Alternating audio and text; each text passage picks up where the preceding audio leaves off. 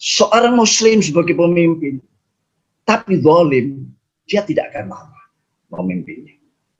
Dalam beberapa tarikh, termasuk Imam Ghazali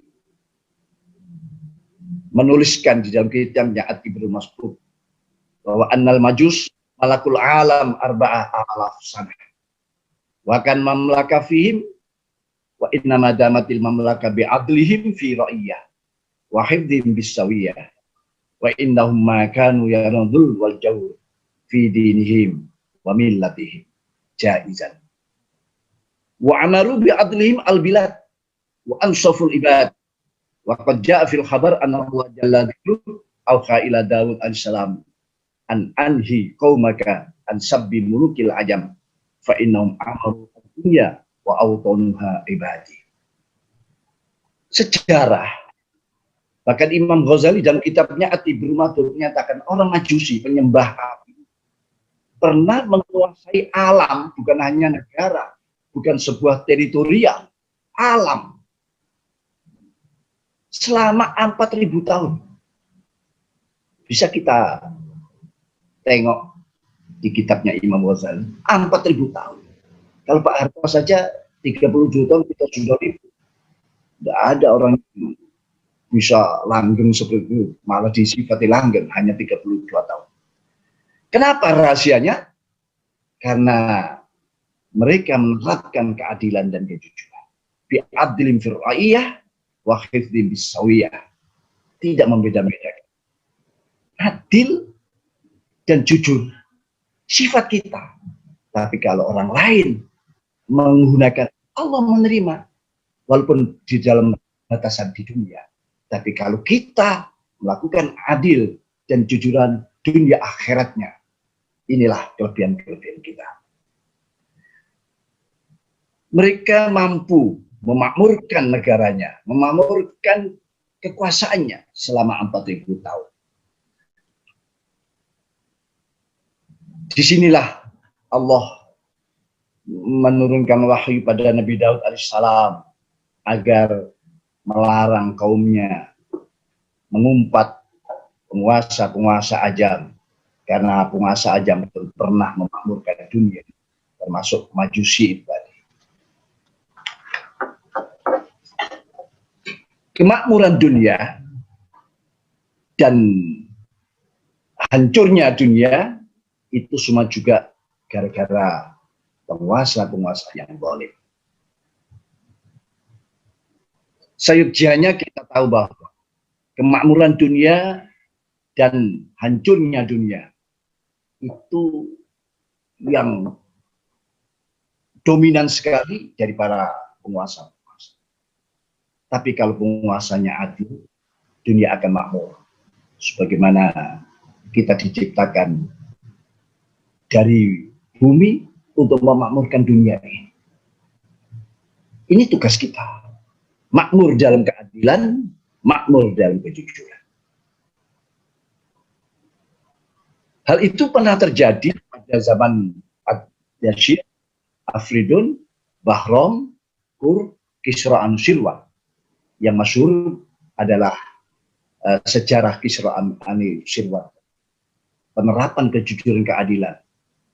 Beliau Majusi, hampir masuk Islam. Di dakwah Rasulullah SAW, dia menerima, tidak menentang, tapi belum mengucapkan. Sehingga waktu meninggalnya Kaisar Anusirwan, Rasulullah mengungkapkan bela-sungkawa. Ta'asaftu ala mauti arba'in mengakufa. Aku mengucapkan bela-sungkawa atas matinya, meninggalnya 4 orang kafir. Abu Thalib libirihi, satu pamannya sendiri. Memang secara zahir belum pernah mengucapkan syahadat. Secara zahir masih disebut. Walaupun ulama Ahlussunnah mengatakan Abu Thalib sudah Islam. Hakim At-Ta'i, seorang yang hidup pada zaman jahiliyah, yang disebut dengan At-Ta'i, karena dermawannya. Tidak diminta pun dia dermawan. Meninggal dunia karena dermawan itu sifat kita. Meninggal dunia belum sempat dia masuk Islam. Rasulullah pun memberikan ucapan bela sungkawa. Lalu ada syair, penyair jahiliyah yang isi syairnya itu tauhid, ketauhidan. Dia belum masuk Islam, tapi syairnya adalah isi ketauhidan. Meninggal Rasulullah SAW mengucapkan bela sungkawa. Lalu Anushirwan, Kaisar Anushirwan ini meninggal dunia, Rasulullah pun mengucapkan bela sungkawa. Kenapa? Karena keadilan dan kejujurannya. Tapi begitu kekuasaan ada di putrinya, ya, di putrinya yang merobek-robek surat ajakan dakwah Rasulullah SAW yang dikenal dengan nama buron, disitulah kehancuran kerajaan Persia atau kekaisaran Persia. Selama 4 tahun ini hancur di tangan buron yang tidak adil dan jujur seperti pendahulu-pendahulunya, bahkan merobek-robek surat dakwah Rasulullah SAW. Oleh karena itu, ya wajib bagi kita semuanya, terutama ulama, agar menanamkan benih-benih ihsan, melakukan kebaikan, walaupun orang lain melakukan kejahatan pada diri kita. Memberikan ampunan, walaupun orang lain tidak memberi ampunan pada kita. Atau sebelum mereka minta maaf, sudah kita memberi, walaupun orang lain tidak memberi. Itu makom yang saling.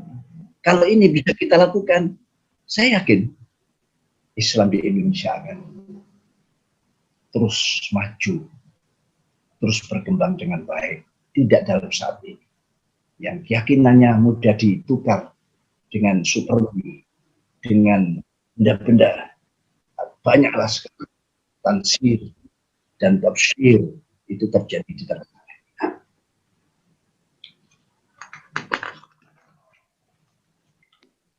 Ad-dinu aslun wa sultanu haris. Agama adalah dasar, fondamen di dalam kehidupan bermasyarakat, bernegara, beribadah.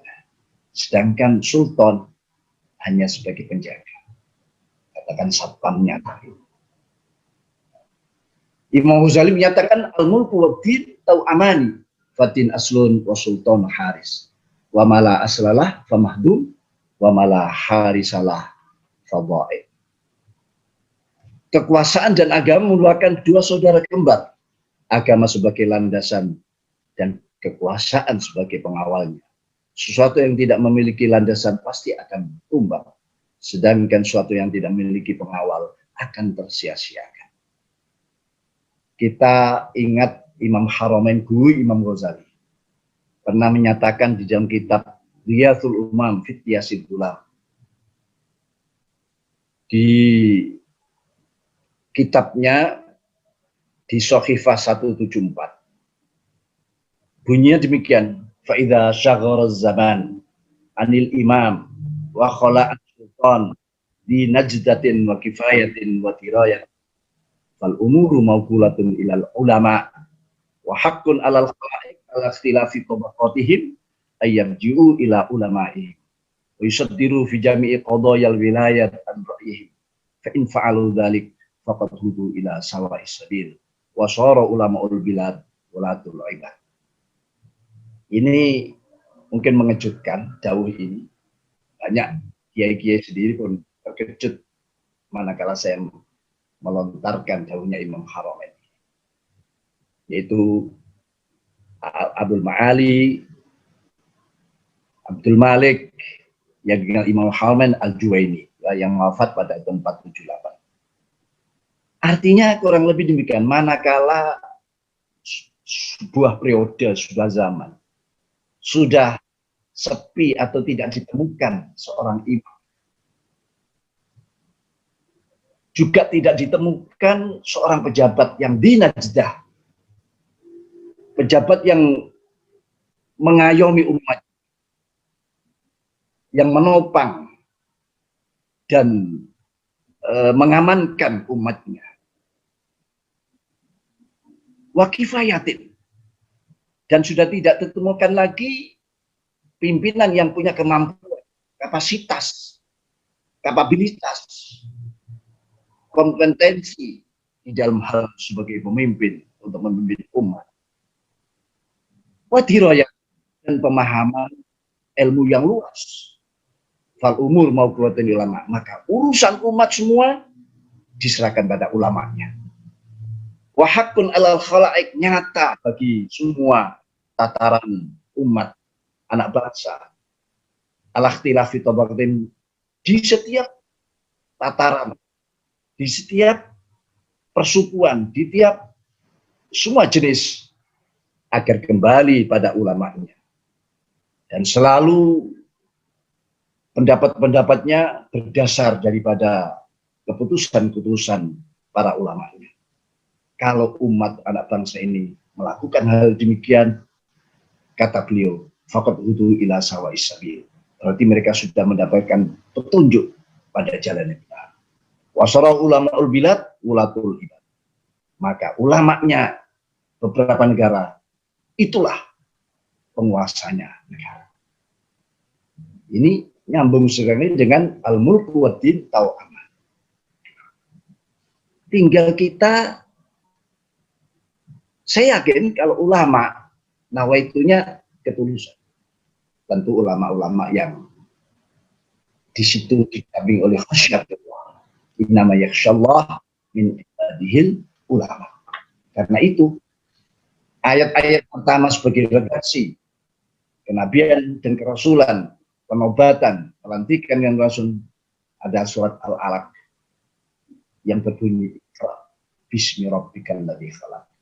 Satu ayat ini sudah mencukupi.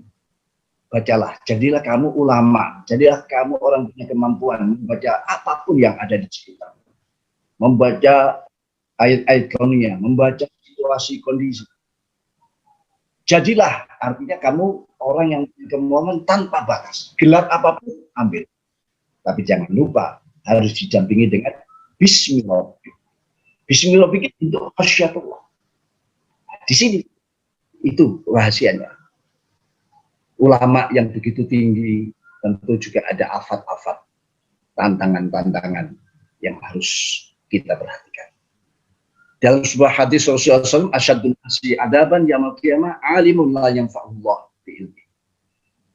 Manusia yang akan disiksa terberat pada hari kiamat adalah seorang alim yang ilmunya tidak bermanfaat, tidak diamalkan. Nabiullah Isa alaihissalam pernah menyatakan, ya ulama asu, ja'altum dunya ala ru'usikum wal akhirata ta'aqdamikum qaulukum syifa wa amalukum da' disitum kama fil jannati tifla. Jadi tanaman bunga yang beracun. Tu'jibu man ra'aha wa qatu man akalah. Hai ulama su, pada zaman Nabi Isa, kamu menjadikan dunia di atas kepalamu, akhirat di bawah kakimu. Ucapanmu dianggap obat, tapi perbuatanmu justru penyakit. Kalau seperti itu, perumpamaan kalian sebagaimana perumpamaan tanaman hiflah, tanaman bunga indah tapi beracun. Siapa yang melihatnya kagum, tapi siapa yang mencicipinya, dia akan mati terbunuh. Sobat umat